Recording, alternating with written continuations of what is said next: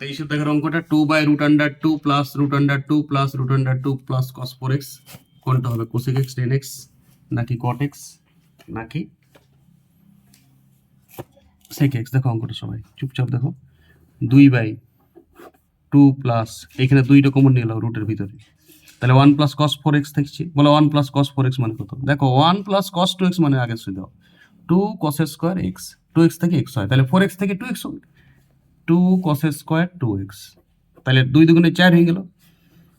তাহলে 4 হলে কত হলে বলো, 4 এর বর্গমূল হবে 2, 2 প্লাস cos 2x হয়ে গেল।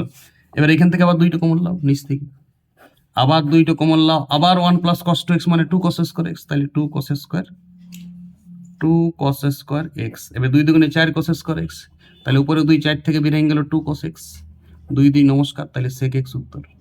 1/cos x মানে sec x। অপশন কত? sec x এর অপশন কত আছে? অপশন আছে ডি। অঙ্ক শেষ, ঘটনা শেষ, বাচ্চা ছিল।